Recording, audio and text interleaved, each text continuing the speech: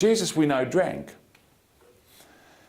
St. Paul gives advice to St. Timothy to take a little wine for your health.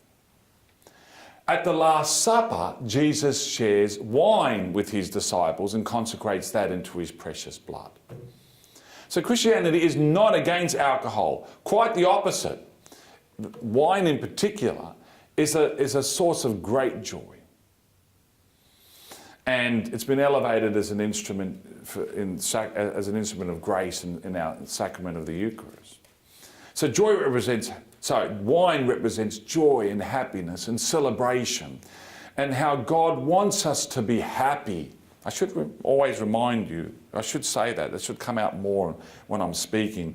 You know, our faith is not a faith of don't, do not, etc. Okay? It's really a positive, beautiful faith of good, true living, happiness. We are made for happiness. And this is where theology and philosophy intersect. Both of them conclude that we exist for happiness, except we are deluded. So many are deluded in where we find that happiness. And some people find happiness in alcoholism or drunkenness. It's our culture. Sadly, it's a big problem in Australia, probably mitigated to some degree, because we're a bit more refined in our drinking habits in modern times. You know, it used to be beer with extra beer and beer on top of that. And we prided ourselves on being drunk. It was a sign of our masculinity, our adulthood, our manliness, our machoism, you know, etc. We tried to prove something to others that, you know, through being drunk. A totally insane concept. Where not drinking is good, like all things in moderation, it's good. The drunkenness is a sin. It's a mortal sin because it takes away, it disgraces ourselves. We are made in the image and likeness of God, with an intellect and a will to know, understand, judge and love. And when we become drunk, we deface that. We reduce ourselves to a level lower than the brute beasts. That's not what God intended us for. So the good example in the home is moderation in our drinking habits, in our drinking lifestyle, and have it there.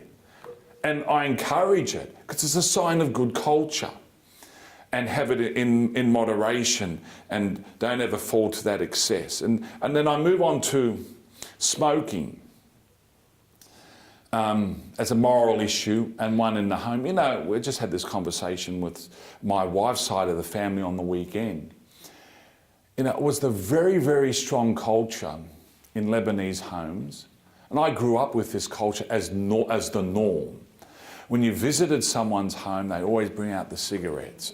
3-tiered tray, you know, and you have your choice of what, and they were naming it. My father-in-law was naming the brands on last Sunday, Camel and Lucky Star or something, Lucky Strike, Marlboro, etc.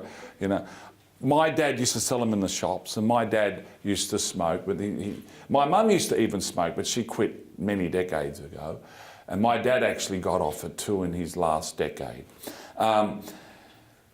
And of course, when someone visited your home, you did the same. It was just so normal. Okay, and when I in my adulthood, took the faith very seriously, I took a very hard line in this regard. I actually have smoked 3 times in my life. I smoked when I was 7. I stole my dad's packet of Marlboro. We were living in the shop here. And I put it in my back pocket, and I went away somewhere secret, and I took out a cigarette, lit it, and took a few puffs. And you know what I thought? I'm 7 years of age. I thought, what's in this thing? It's nonsense. So I didn't do anything then.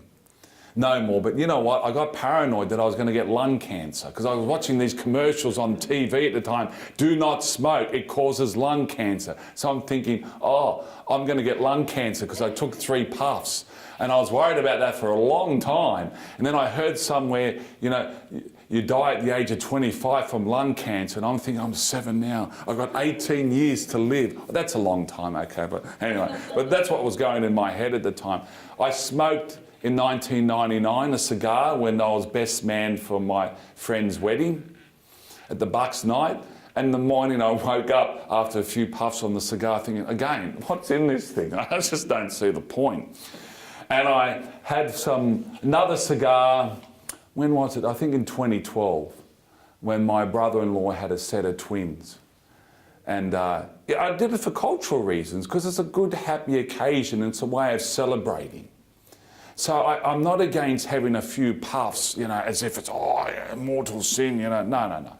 But again, the point here, and the point as parents that we have to stress with our children, is that our bodies are important. Our bodies are good.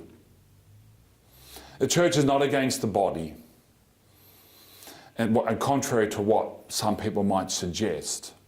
The church loves the body. In fact, we say it in the creed, we believe in the resurrection of the body. We believe that one day we're going to be in heaven with a glorified body for eternity. We're not going to be like the angels. We're not going to be as angels. We're going to be like the angels, but we're not going to be angels in heaven. We're not just going to be our spirits, our spiritual souls enjoying the vision of God face to face. That's the case now with everyone in heaven, except for Jesus and Mary, who have their bodies glorified. After the general resurrection, we're all going to be in heaven. All those who are in heaven are all going to have glorified bodies participating in the presence of God. And so the body is very important. But on earth now, we're not living the life of glory, we're living the life of grace, and we are temples of the Holy Spirit. And we have to honour that. And we have to acknowledge that. And we have to live accordingly. We can't desecrate this temple. We can't live any lifestyle which deliberately is destructive of our body and brings us to a premature death. At that point, it becomes sinful. Having a few puffs here and there, no. Having a few drinks here and there, no, not a sin. But if I'm going to go to drunkenness, then it is sinful. If I'm going to be smoking to the point where I know it is damaging my body and it's going to lead me to premature death, it is sinful then. What degree it's sinful, I can't say, because we're trapped in a habit now. And when we're trapped in habits and we're trying to struggle against those habits, well, that slaving habit mitigates our guilt. Okay? But we are still responsible in one way or another for having allowed ourselves to be enslaved into that habit. But look, added to the religious arguments is also the secular arguments, which are very powerful. Just like the argument we had concerning exposure to the sun causing melanoma and all sorts of skin cancers, occasioning premature death. We know now, absolutely established beyond any doubt whatsoever, that smoking is bad for us in so many ways. I've stood in enough hospitals and GP clinics to see those posters on the wall which outline the numerous negative effects of smoking with respect to every part of our body. So just that alone should, enlighten intelligent enough people to think, well, why would I smoke? I'm really surprised when I see young people take up smoking. They're only doing it out of some cultural pressure, peer pressure, or maybe a bit of pride. It's a sign of, I'm showing that I've reached adulthood by smoking. Actually, you're going backwards. We know enough just from the secular science, the medicine today, to know that you shouldn't smoke because it's terrible in so many ways, for your lungs, for your brain, for your heart. So why do it? That's, by the way, in addition to the religious arguments. So if you're not smoking at home, congratulations. If you're thinking about doing it, well, don't. If you've got children at home, don't. If you've got children at home, educate them as to why they shouldn't. Using both religious and secular arguments. Fortunately, my children, they wouldn't touch the stuff. I never touched the stuff, except for those 3 occasions, even though I was surrounded by people who always smoked and did not have a realisation of these moral and scientific arguments. Of course, there are people. I'll tell you a funny story. I went to Lebanon in 1972. I was 8 years of age, and where did I live? I lived in the village. And I lived in my grandparents' home, my mother's parents. And what did my grandfather do for a living? He was a tobacco, he grew tobacco. Okay.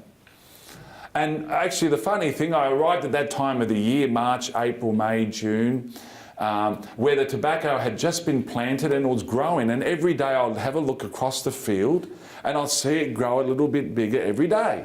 And I was enjoying watching, and I saw him harvest the leaves and all the big leaves and the dry leaves that were hanging on wires there in big numbers, and he was going to sell it and make a nice handsome profit and a good living from it. And he smoked like a chimney. And he lived until he was 95. I'm not going to get to 95. Maybe 59, I don't know, about 95. Okay, so yeah, some people can smoke and it doesn't have the same impact, but I'm talking in general terms.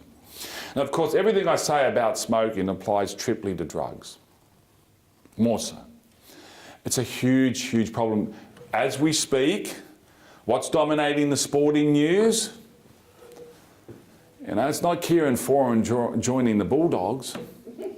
That gets a mention, but that's not what's dominating the rugby league talk at the moment. What's dominating the rugby league talk at the moment is all the drug abuse.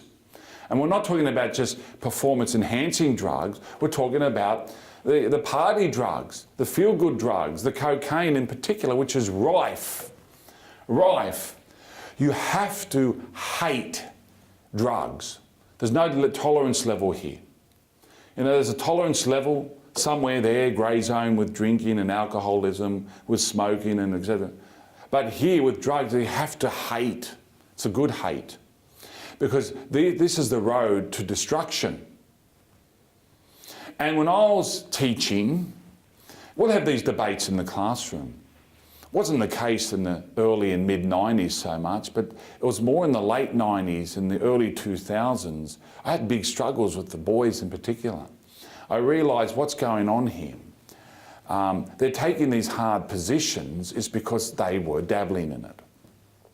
There was the obvious conclusion. I never accused anyone of that.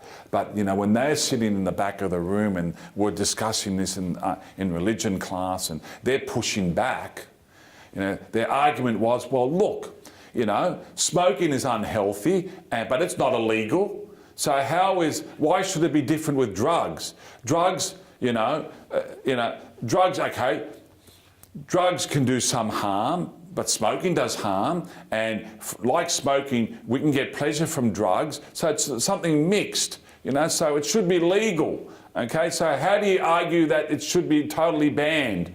This was the type of argument we were having in class, because they were using it, whatever it was, marijuana joints, or